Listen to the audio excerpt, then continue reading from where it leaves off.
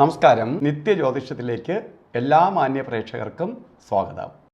1199 ആണ്ട് മേടമാസം 20 തീയതി 2024 മെയ് മാസം 3 തീയതി വെള്ളിയാഴ്ച.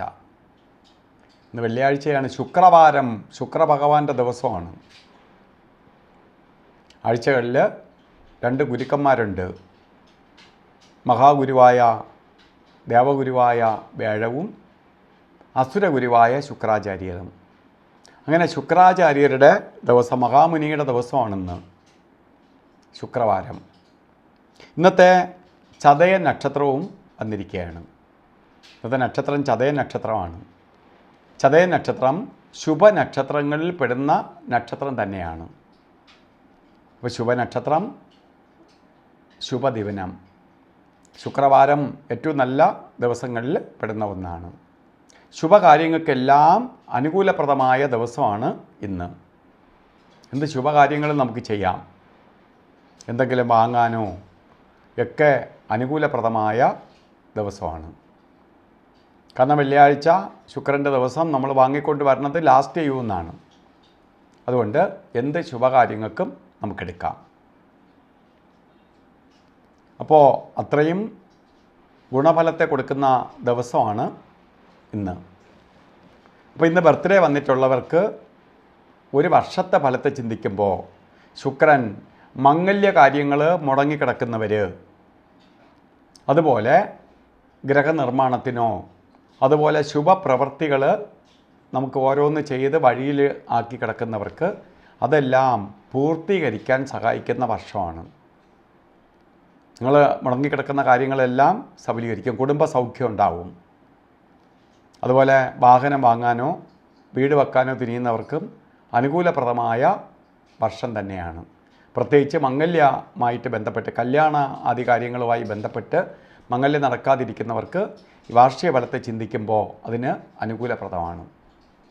നമുക്കിന്ന് ബർത്ത്ഡേ വന്നിട്ടുള്ളവർ അവർക്ക് ലഭിക്കേണ്ട ഫലം തടസ്സമില്ലാതെ ഒരു വർഷക്കാലവും ലഭിക്കാനായിട്ട് നിങ്ങൾ ദേവീക്ഷേത്രത്തിൽ പോകണം. ദുർഗാ ദേവിയുടെ അടുത്ത് പോകണം, അല്ലെങ്കിൽ ഭദ്രകാളി ക്ഷേത്രത്തിൽ പോകണം. പോയിട്ട് ദേവിക്ക് കുങ്കുമാർച്ചന, രക്തപുഷ്പാഞ്ജലി, ചുവന്ന പട്ട് വാങ്ങി നടക്കി വയ്ക്കുക, കട്ടിപ്പായസം നടത്തുക, മുൻവിളക്ക് കത്തിക്കുക. ഇതൊക്കെ ദേവീപ്രീതി വർദ്ധിക്കാൻ സഹായിക്കും. അപ്പോൾ ഒരു വർഷത്തെ ഫലം നിങ്ങൾക്ക് അനുകൂലപ്രദമായി കിട്ടും. അതുപോലെ മറ്റുള്ളവർക്കും ഇന്നത്തെ ദിവസം അനുകൂലപ്രദമെന്ന് ഞാൻ പറഞ്ഞു. അപ്പോൾ നമ്മൾ ഓരോ കാര്യങ്ങൾ ശ്രദ്ധയോടുകൂടി കൊണ്ടുപോകണം. കാരണം ഇന്ന് നമുക്ക് ശുഭകാര്യങ്ങൾക്ക് ഇറങ്ങാം. അപ്പോൾ നമ്മൾ രാഹുകാല സമയം നോക്കി യാത്ര തിരിക്കുക. ഇന്ന് വെള്ളിയാഴ്ചയാണ്.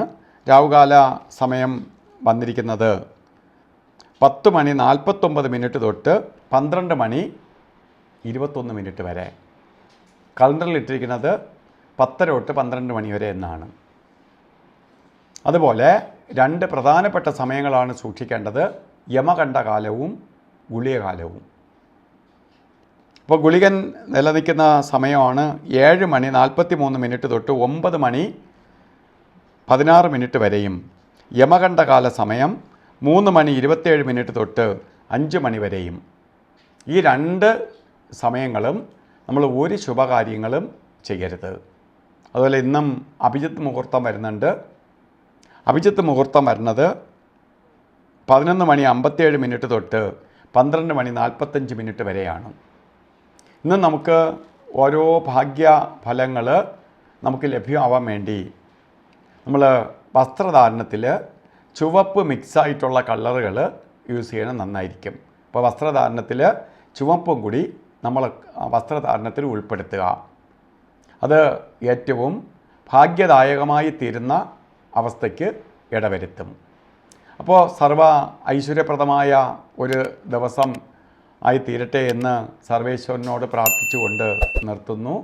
നന്ദി, നമസ്കാരം.